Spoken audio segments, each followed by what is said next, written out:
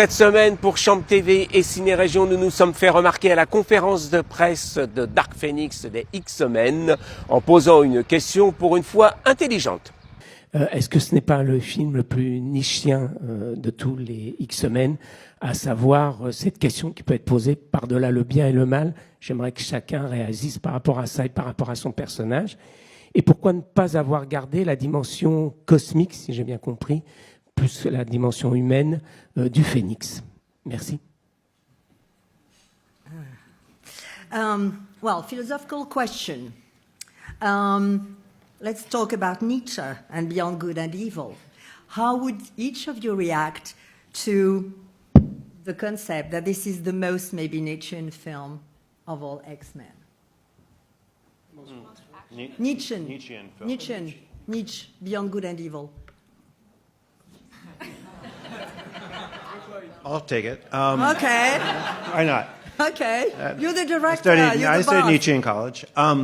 It wasn't that long ago. I think that this is the movie that is the least black and white, good and evil. It is the movie in which the definition of morality and humanity is the most complex and conflicted. And I think at a time when a lot of superhero movies are about heroes and villains, and yet we are living at a time when the truth isn't the truth, and people who pretend to be heroes are actually villains, and people who are portrayed to be villains are actually heroes. Good luck translating this.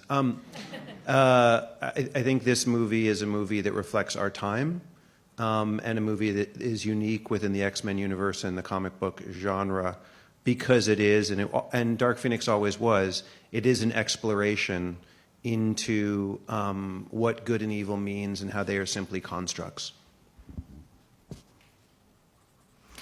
Alors c'est vrai que ce film, tout d'abord, est le moins, si je puis dire, noir et blanc, le bon et le mauvais, vraiment de tous les X-Men.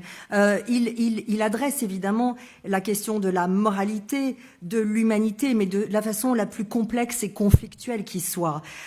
Ici, la plupart du temps, dans les films de super-héros, eh bien, il y a les super-héros et les méchants.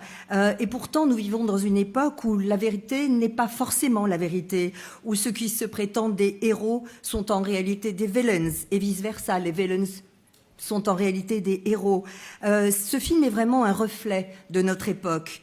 Il y a vraiment je crois que vraiment dans tout le cycle des X-Men, eh bien, Dark Phoenix est réellement celui qui explore le plus la notion de bien et de mal, justement.